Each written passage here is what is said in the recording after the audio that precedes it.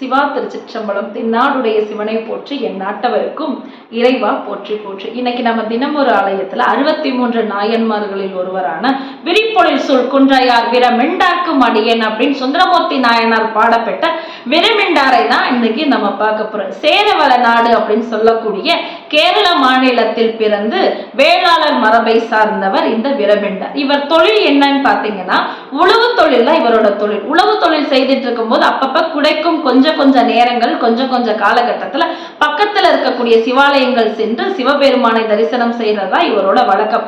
நம்மலாம் என்ன பண்ணுவோம், கொஞ்சம் காலம், கொஞ்சம் வயசாகட்டும், கொஞ்சம் நாளாகட்டும், கொஞ்சம் பணம் சேர்த்துக்கல, அப்புறம் கோயிலுக்கு போகலாம்னு நினைக்கிறோம்.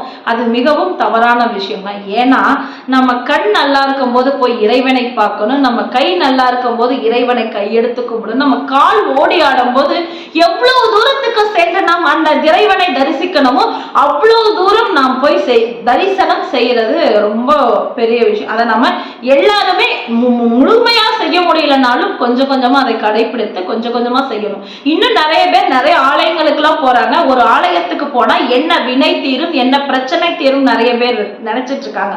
ஒவ்வொரு ஆலயத்துக்கு செல்லும் போதும் ஒவ்வொரு வினையும் ஒவ்வொரு பிரச்சனையும் தீர்ந்துட்டு இருக்கு அப்படிங்கிறத நம்ம யாருக்குமே தெரியாது. நம்ம எல்லாம் அவ்வளவு வினையை சேர்த்து வச்சிட்டு இருக்கோங்க. கொஞ்ச நஞ்சல நம்ம நடக்கும் போது உயிர் சாகுது, நம்ம படுக்கும் போது உயிர், எவ்வளவு பாவங்கள் செஞ்சுட்டு இருக்கோம். அந்த பாவங்கள் எல்லாம் ஒன்னா குறைக்கணும் அப்படின்னா ஒவ்வொரு சிவாலயங்களும் சென்று ஒவ்வொரு இறைவனை தரிசிக்கணும் அப்படிங்கறத நம்ம கிட்ட ஒரு விண்ணப்பமா வச்சுக்கிறேன்.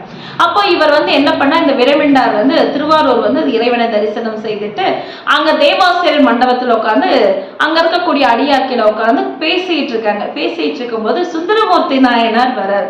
மந்தன அவர் ஆரூரார் மீது உள்ள காதலின் தன்மையால் அக்கம் பக்கம் சுற்றும் புறமும் பார்க்காம நேரா போய் ஆரூராரை தரிசனம் பார்க்க போயிட்டார். போனோன்னு இந்த விரமிண்டாருக்கு பயங்கரமான கோபம்னாலும் கோபம், அவ்வளவு ஒரு கோபம். அப்படியே அவர் தரிசனம் முடிச்சுட்டு வெளியே வரும்போது சுந்தரா உன்னை அடியார் தன்மையிலிருந்து உன்னை நீக்கிற அப்படின்னு சொல்ற. சொன்னா கூட இருக்கக்கூடிய அடியாருக்கெல்லாம் ஒரு அதிர்ச்சி. அப்ப ஒருத்தர் சொல்றாரு, அவர் எம்பெருமானுக்கு தோழன் அப்படிங்கிறாரு. இவர் ஆரூரான் சுந்தரமூர்த்தி நாயனார் காதலுக்காக தூது போனவர் அப்படின்னு சொன்ன உடனே ஆரூராரையும் அடியார் தன்மையிலிருந்து நீக்கிறன்னு சொல்றாரு. சொன்ன உடனே இந்த சுந்தரமூர்த்தி நாயனாருக்கு பயங்கரமான அதிர்ச்சி. அப்படியே அப்புறம் இவர் என்ன பண்ண, அப்படியே கொஞ்சம் நாட்கள் கழிந்ததும் இவர் என்ன பண்றாரு அப்படின்னா, நம்ம எல்லாம் பாடிட்டு இருக்கோமே தில்லைவாழ் அந்தனர்த்தம் அடியார்க்கும் அப்படிங்கிற எல்லா விதமான கோர்வையும் எடுத்து பாடி திருத்தொண்டு தொகை எழுதுறார். திருத்தொண்டு தொகையை வடிவமைத்ததுக்கு அப்புறம் தான் தன் கோபம் நீங்கி அவரை அடியார் தன்மையிலிருந்து சேர்த்துக்கிட்டு அப்போ இவர் சேர்த்த உடனே இறைவர் வந்துட்டார். இறைவன் நீ அவர் செய்தா தப்பு அப்படிங்கிற தெரிஞ்ச உடனே அடியார் தன்மையிலிருந்து நீக்கியமை காரணத்தினால உன்னை தேவகணங்களுக்கு எல்லாம் தலைவனாய் நியமிக்கிறேன் அப்படின்னு சொல்லிட்டு, இதுல இருந்து நமக்கு என்ன விஷயம் தெரியுது அப்படின்னா, நம்மலாம் நிறைய பேர் சிவாலயங்கள் போயிருப்போம், அதே மாதிரி பெருமாள் ஆலயங்களுக்கு எல்லாம் போயிருக்கோம். நம்ம சிவன் ஆலயத்துக்கு செஞ்சோன்னா 63 நாயன்மார்கள் இருப்பாங்க. அவங்கள நம்ம அட்லீஸ்ட் கையெடுத்தாவது கும்பிடணும். நிறைய பேர் என்ன பண்றோம், போறோம், அப்படியே போய் சாமியை மட்டும் அப்படியே கையெடுத்து கும்பிடுறோம், மனமுருகி உள்ள முருகி கண்ணீர் வர இறைவனை தரிசனம் செய்து விட்டு வந்துடுறோம். ஆனா இறைவனின் அருமை பெருமைகளை நமக்கு உணர்த்தினவங்க யார் அப்படின்னா அந்த 63 நாயன்மார்களால மட்டும்தான் நம்ம இன்னைக்கு இறைவனால் இவர் இவ்வளவு அற்புதம் செய்திருக்காரா அப்படிங்கிற விஷயங்கள் நமக்கு உணர்த்தப்பட்டது. அப்பேற்பட்ட 63 நாயன்மார்களை தரிசிப்போம்.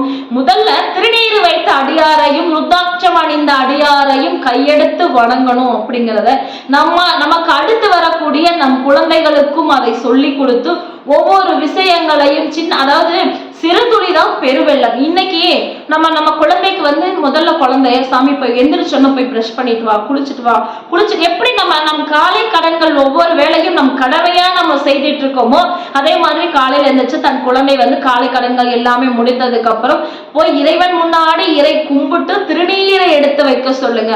ஒவ்வொரு சின்ன வார்த்தைகளையும் சொல்லுங்க. நாம் தமிழ் உங்களுக்கு இன்னொரு சின்ன உதாரணம் சொல்லணும்னா, ஒரு மேலை நாட்டுல ஒரு மீட்டிங் ஒண்ணு நடக்குது. அந்த மீட்டிங்ல ஒரு சர்ச்சோட பாதிரியார் பேசுறாரு.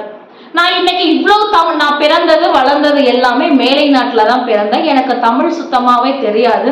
இன்னைக்கு நான் இத்தனை தமிழையும் நான் பேசுறேன், இவ்வளவு தமிழ் நான் பேசுறேன்னு அதுக்கு முழுக்க காரணம் தேவாரம் திருவாசகம் அப்படின்னு சொன்னார். அப்போ நம் தமிழுக்கு எவ்வளவு சிறப்பு அப்படிங்கிறத நம்மளும் உணர்ந்து நம் குழந்தைகளுக்கு சின்ன சின்ன வாக்கியங்கள், ஒரு நாளைக்கு 2 வரி 3 வரி 4 வரி அப்படின்னு நம் குழந்தைகளுக்கு ஒவ்வொரு வார்த்தைகளையும் சொல்லி சொல்லி நம் தமிழை வளர்த்து தீந்தமிழா இருக்கக்கூடிய நம் செந்தமிழை எல்லாருக்கும் உணர்த்த வைத்து மேன்மைக்குள் சைவ நீதி விளங்குக உலகமெல்லாம். திருச்சிற்றம்பலம். தென்னாடுடைய சிவனை போற்றி, என் நாட்டவருக்கும் இறைவா போற்றி போற்றி.